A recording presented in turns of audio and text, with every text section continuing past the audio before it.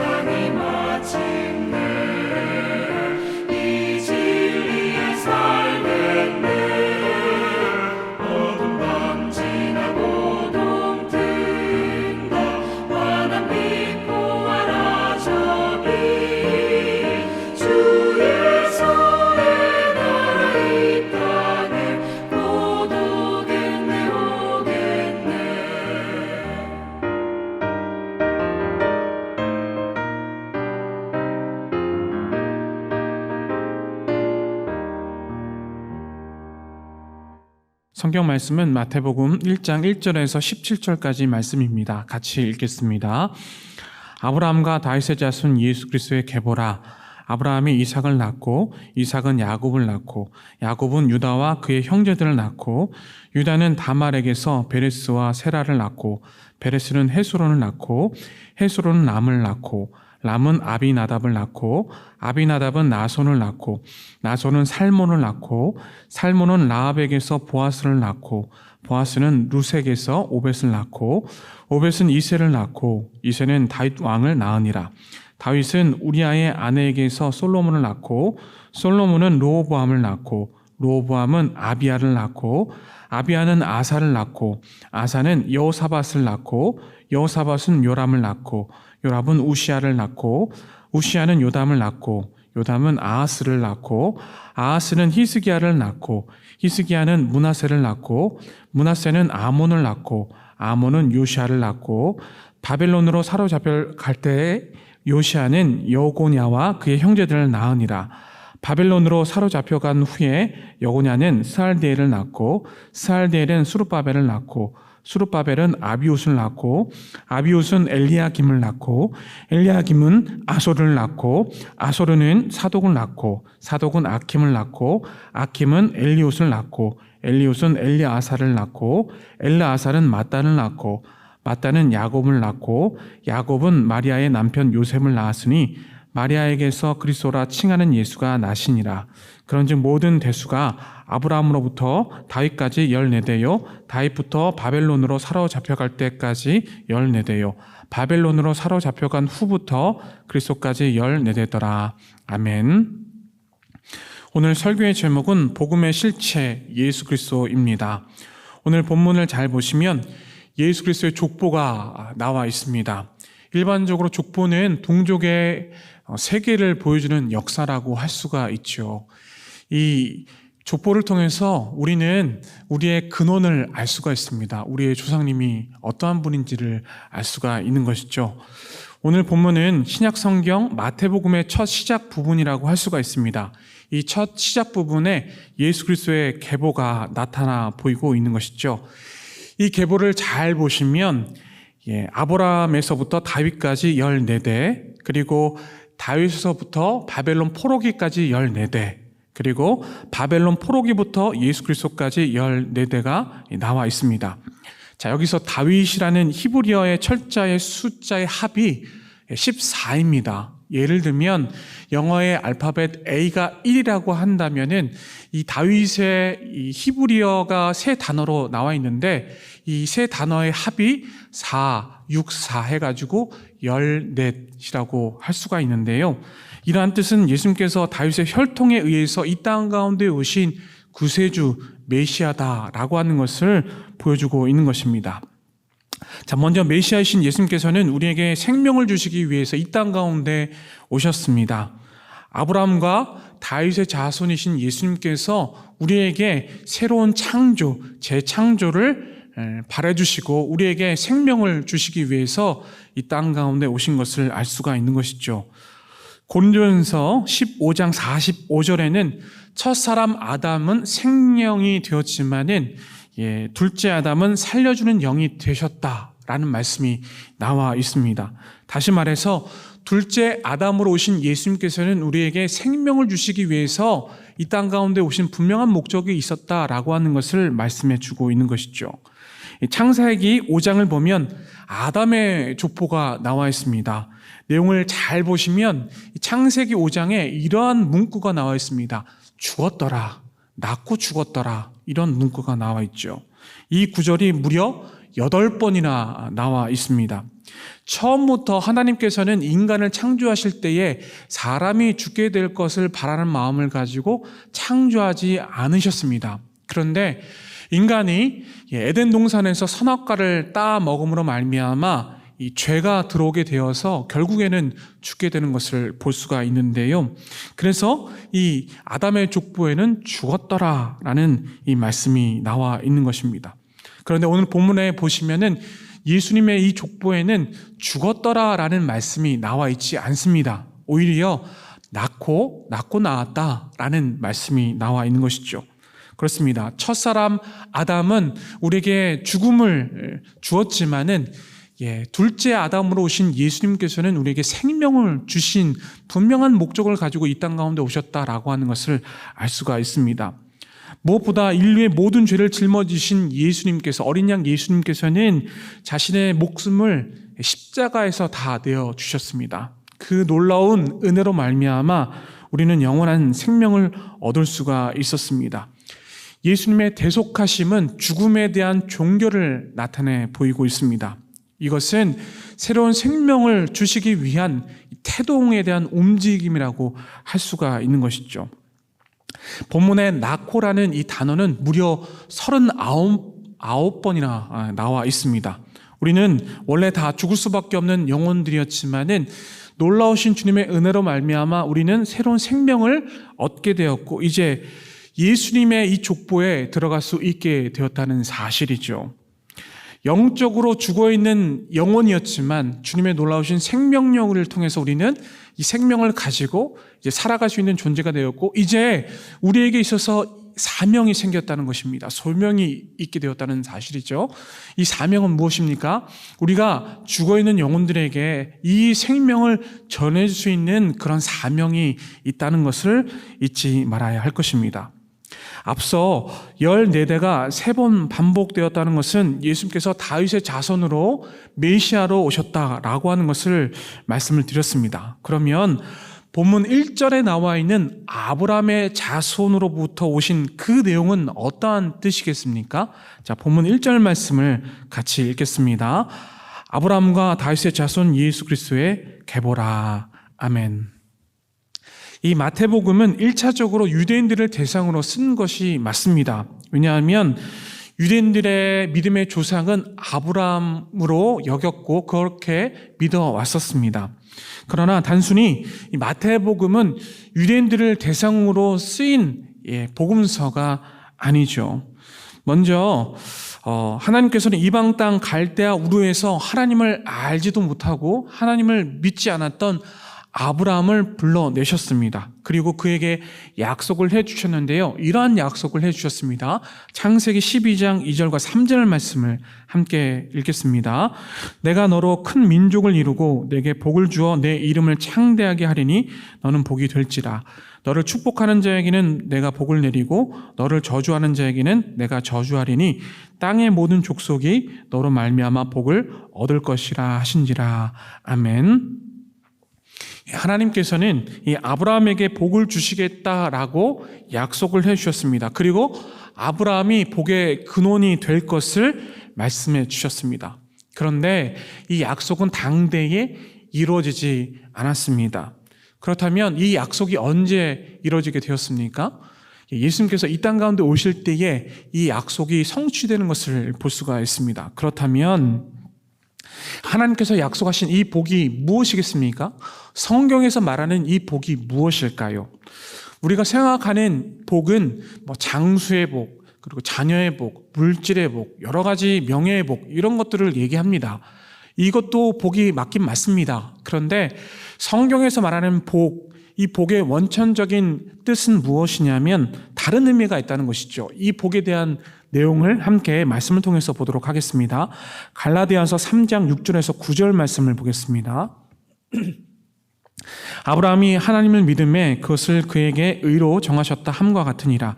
그런즉 믿음으로 말미암은 자들은 아브라함의 자손인 줄 알지어다. 또 하나님이 이방을 믿음으로 말미암아 의로 정하실 것을 성령이 미리 알고 먼저 아브라함에게 복음을 전하되 모든 이방인이 너로 말미암아 복을 받으리라 하였느니라. 그러므로 믿음으로 말미암은 자는 믿음이 있는 아브라함과 함께 복을 받느니라. 아멘. 갈라디아서 3장 8절을 보시면 아브라함에게 하나님께서 복음을 전하셨다 말씀해 주고 계십니다. 하나님께서 아브라함에게 복음을 전하셨다는 이야기죠. 그리고 나서 복을 받으라 이렇게 말씀을 하신 것이죠. 여기서 복에 대한 힌트가 나와 있습니다. 하나님께서 복을 주신 가장 중요한 내용은 무엇이냐면 하나님께서 아브라함에게 복음을 전하신 그 가운데 복의 근원에 대한 내용이 나와 있다는 이야기죠. 다시 말해서 복에 대한 내용은 무엇이냐면 복음에 대한 하나님의 구원의 감격과 은혜라고 할 수가 있는 것입니다. 복음은 무엇을 말하는 것입니까? 복음이란 것은 예수 그리스도의 십자가의 죽으심과 부활하심을 말씀하고 있는 것입니다. 다시 말해서 복음의 실체는 누구입니까? 예수 그리스도인 것입니다. 예수 그리스도께서 복음의 실체가 되신다는 것을 알 수가 있는 것이죠. 다시 말하면 복은, 성경에서 말하는 복은 구원에 대한 은혜, 그 감격, 그 감사함, 그 모든 것들을 총칭하고 있다라고 할 수가 있는 것입니다. 하나님과의 올바른 관계 속에서 주어지는 하늘의 놀라운 기쁨, 그 감사, 그 충만한 은혜가 바로 복이다라고 할 수가 있는 것이죠. 더 나아가서 이 땅 가운데 다시 오실 예수님에 대한 그 임재하심에 대한 하나님의 나라의 그 은혜가 또한 복이라고 할 수가 있는 것입니다. 그래서 예수님의 족보에 아브라함의 자손이란 문구가 나와 있는 것이죠. 자, 우리는 예수님의 계보를 잇는 사람들입니다. 바로 하나님의 자녀라는 신분이 우리에게 있다는 사실이죠. 그렇다면 하나님의 자녀라는 신분을 가지고 있는 우리는 어떠한 일을 해야 하겠습니까? 본문에 보면 예수님의 족보에 여인 3명이 나와 있습니다. 이 3명은 곧 다말, 라합, 우리아의 아내 밧세바입니다. 이 여인들에게 공통점이 있습니다. 공통점이 무엇이냐면 이 세 여인에게 있어서 공통점은 바로 이방 여인이라는 공통점이 있습니다. 이 당시 고대 사회 계보에 여성의 이름을 기록하는 일은 없었다고 합니다. 그럼에도 불구하고 예수님의 족보에는 이방 여인의 이 3명의 이름이 기록되어 있다는 것이죠. 먼저 다말을 볼까요? 다말은 어떠한 여인이었습니까? 유다의 며느리로서 메시아의 계보를 잇기 위해서 시아버지를 속여가지고 근친상간을 했던 여인이었습니다. 라합은 어떠한 여인이었습니까? 여리고성의 매춘부의 일을 했던 사람이었습니다. 이스라엘 백성을 애굽에서 탈출시켜 오신 그 하나님의 놀라운 역사를 알게 되었고, 이 여인은 자신의 민족을 배신하는 일을 하게 되었던 여인이었다는 것이죠. 하나님을 온전히 믿었지만은 자신의 민족을 배신했던 여인이 바로 라합이었습니다. 그렇다면 우리아의 아내 밧세바는 어떠한 여인이었습니까? 다윗의 충신이었던 우리아의 아내로서 이 다윗은 자신의 충신이었던 우리아를 죽이게 됩니다. 그러므로 말미암아 다윗은 이 우리아의 아내 밧세바를 취하게 되죠. 그리고 이 다윗과 밧세바가 함께 결혼함으로 말미암아 솔로몬이 낳게 되는 그런 역사가 일어나게 되었습니다. 그렇습니다. 이 세 여인은 모두 이방 사람이었습니다. 그리고 어쩌면 세상의 시각으로 본다면 이 세 여인은 하나님 앞에서 큰 죄를 범한 사람이었다는 것이죠. 그럼에도 불구하고 이 세 여인이 예수님의 족보에 들어갈 수 있었던 가장 근본적인 이유는 모든 사람들은 다 구원을 받을 수 있다라고 하는 분명한 하나님의 메시지가 담겨 있다는 사실입니다. 앞서 말씀드린 바와 같이 마태복음은 유대인들을 대상으로 쓴 복음서입니다. 유대인들은 자신들만이 하나님의 선민이라고 자처했던 사람들이었습니다. 이러한 그들에게 신약 성경의 첫 부분에 그리스도의 족보에 이 3명의 여인이 들어갔다는 것은 많은 사람들이 믿음이 있게 된다면 하나님을 믿을 수 있는 그 믿음 안에서 구원의 문이 열릴 수 있다는 그 사실을 보여주고 있다는 이야기죠. 구원은 모두에게 열려 있습니다. 그리고 구원의 계보를 잇는 일을 우리에게 맡기신 것이죠. 그래서 구원의 계보를 잇는 이 하나님의 백성들에게 있어서 이 사명은 무엇이냐면 하나님의 복음을 전하는 일이 분명히 있어야 한다는 것이죠. 그래서 이 일에 있어서 두려워할 필요가 없다는 것입니다. 모든 계획과 모든 구원에 대한 뜻은 하나님께 있다는 사실이죠.